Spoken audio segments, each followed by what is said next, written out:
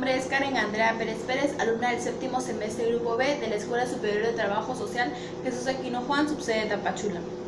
A lo largo de este trimestre, en la materia de taller de grupos operativos, hemos visto temas sobre los grupos y su dinámica. Para iniciar, me gustaría comentar que a nosotros este tipo de temas como trabajadores sociales nos son de mucha utilidad debido a que el campo laboral donde el trabajador social más se desenvuelve son los grupos. Partiendo de esto, a lo largo del trimestre hemos hablado sobre el concepto del grupo, el origen del grupo, la definición del grupo, las ventajas e inconvenientes que se presentan al trabajar en grupos y los objetivos de los grupos.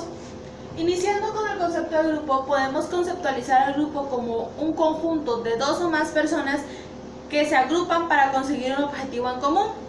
Pero bien, como todo tiene su origen, el origen de los grupos data desde la era de la prehistoria. ¿Qué quiere decir con esto?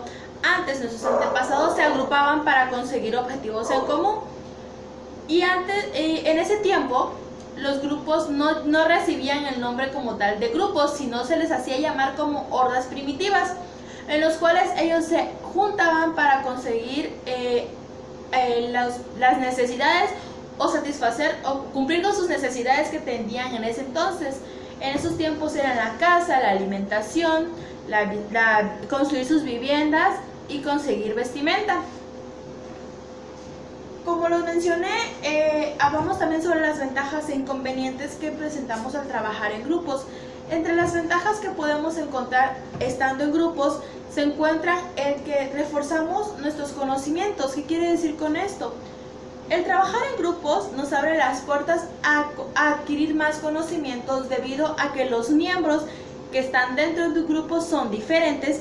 Entonces esto nos hace adquirir o observar aquellas habilidades que tienen nuestros demás compañeros dentro de un grupo. Igualmente, entre las ventajas que podemos encontrar es que aprendemos a escuchar de distintos enfoques. ¿Qué quiere decir con esto? De los distintos puntos de vista que pueden dar cada uno de los miembros. El apoyo y subir la autoestima también entra entre unas de las ventajas que tiene el estar en un grupo. Porque el apoyo, estando dentro de un grupo, tenemos la facilidad, o nosotros como seres humanos obtenemos de parte de otros que nos apoyen a realizar actividades, y esto provoca que nuestra autoestima suba. El estar en un lugar donde estemos de acuerdo, donde estemos cómodos, ayuda a que nuestra autoestima esté alta. Si bien hablando de los objetivos de los grupos, podemos encontrar que los grupos pueden satisfacer o ayudar a lograr las necesidades que presentemos. Entre las necesidades que podemos encontrar existen dos tipos: las implícitas y las explícitas. Las explícitas son aquellas que son conocidas y las implícitas son aquellas que no son conocidas. Pero como todo en el mundo necesita ser estudiado, en el estudio de los grupos podemos hablar sobre que el grupo se convierte como un objeto de estudio.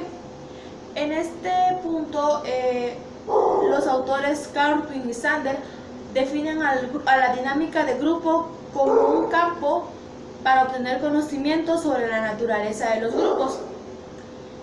También hablamos sobre las clasificaciones de los grupos. Entre las clasificaciones de los grupos podemos encontrar el familiar o primario, que data de, como menciona ahí, la familia es el primer grupo original donde nosotros salimos.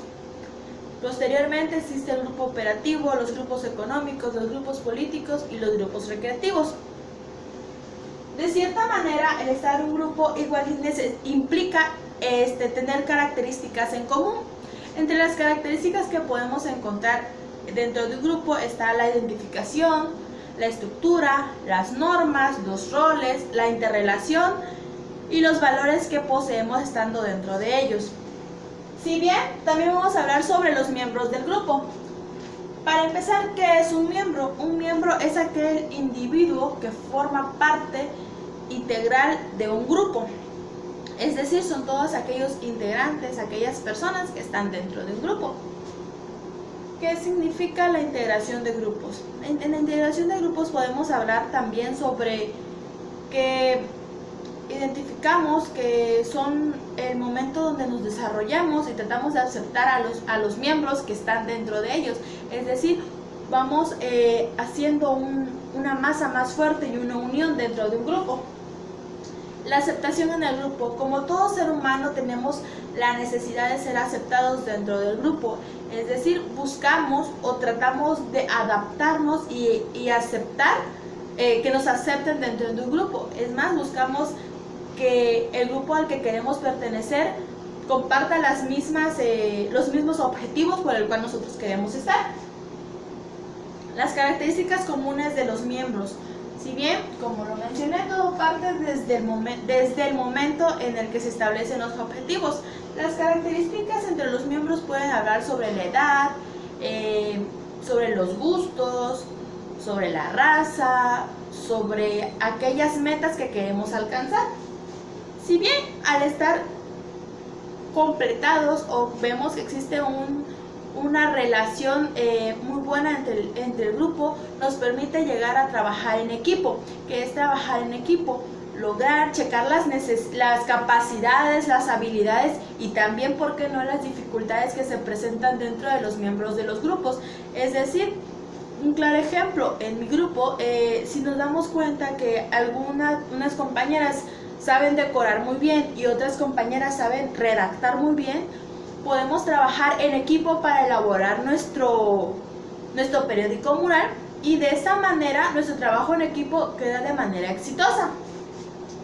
Hablando un poco más, vamos a hablar acerca de las dinámicas de grupos humanos.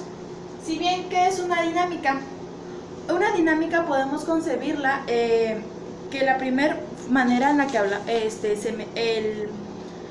la primera vez en que se habló de las dinámicas de grupos humanos fue en el siglo XX, a partir de o gracias a Kurt Lewin.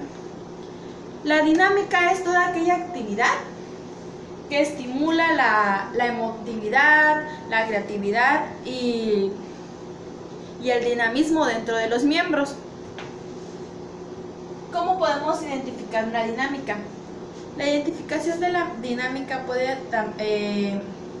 hablarse como podemos tomar en cuenta de darnos cuenta qué tipo de miembros pertenecen al grupo y cómo podemos buscar maneras para que el grupo trabaje, avance, y hay que checar qué dinámicas le queda a cada grupo. En los tipos de dinámicas, como lo mencioné al inicio, tenemos primero que analizar al grupo. Entre los tipos de dinámicas que podemos implementar dentro de un grupo se encuentra la dinámica de presentación, la dinámica de relajación, las dinámicas de animación y las dinámicas de cierre. En las dinámicas de presentación podemos crear juegos o técnicas para que las personas en un grupo nuevo, inicialmente este tipo de dinámicas se hacen en grupos nuevos, donde podemos hacer que los miembros del grupo se vayan conociendo, por ejemplo, buscando una manera más dinámica para que ellos se presenten, digan de dónde son, cómo se llaman. En la dinámica de relajación sirve mucho para esos momentos momentos tensos dentro de un grupo. Y las dinámicas de animación nos sirven principalmente para en aquellos espacios o aquellos tiempos donde el grupo se siente cabizbajo, donde el grupo siente que ya no puede más. Hay que reanimarlos y recordarles siempre cuál es la razón del por qué ellos se crearon. Las dinámicas de cierre sirven principalmente para usarlas en el momento en el que hemos realizado una actividad. Esas dinámicas nos sirven para reforzar el conocimiento aprendido durante el tiempo que estuvimos. Y las características de una dinámica de grupo.